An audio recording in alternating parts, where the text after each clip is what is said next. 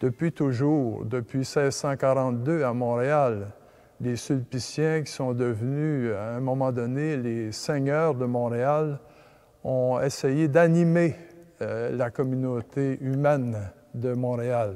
La représentation de la Vierge Marie trouve pleinement son sens dans la tradition spirituelle de Saint-Sulpice, la Vierge étant honorée sous le vocable de Notre-Dame de la vie intérieure. Saint-Sulpice a voulu cultiver chez les futurs prêtres la méditation, la contemplation.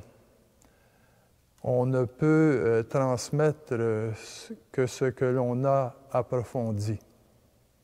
Contemplata aliis tradere, dit le vieux proverbe latin. Livrer aux autres les choses contemplées. Et dans la Vierge Marie, selon l'Évangile de Saint Luc, il y avait cette intériorité que l'on propose en exemple aux futurs prêtres. Elle méditait ces choses dans son cœur, dit l'Évangile de la nuit de Noël. Et on ne se surprend pas qu'ici, la chapelle soit dédiée à la présentation de Marie au Temple, ce qui est la scène reproduite dans l'abside de la chapelle, tandis qu'à la porte de la chapelle, il y a une Vierge contemplative, une Vierge adulte qui médite le mystère chrétien, le mystère de nature apocalyptique.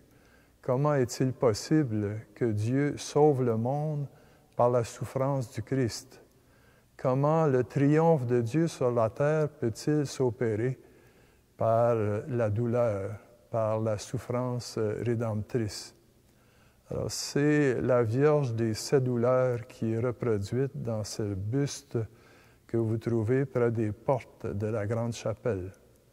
Elle est elle-même ce que disent les portes de la chapelle, ces portes de bronze qui nous impressionnent tellement. Les portes de bronze portent un message en latin. Ec domus Dei et porta coeli. Ceci est la maison de Dieu et la porte du ciel. Alors, ce sont des extraits de la Genèse, de la vision de Jacob qui voit un escalier où des anges montent et descendent, un escalier entre le ciel et la terre. Alors, la Vierge est cette maison de Dieu, cette domus Dei, et elle est aussi cette porta coeli, cette porte du ciel. Parce que quand on a recours à elle dans la prière, on est sûr d'aller vers la porte du ciel. Les portes de bronze illustrent le psaume 24. Porte, élevez vos frontons, laissez entrer le roi de gloire. Alors, ces portes, eh bien, elles signifient au sens symbolique l'intériorité de l'homme qui doit ouvrir les portes de sa vie de l'esprit. Les portes, c'est aussi les portes des enfers. Les portes, ce sont aussi les portes du royaume de Dieu.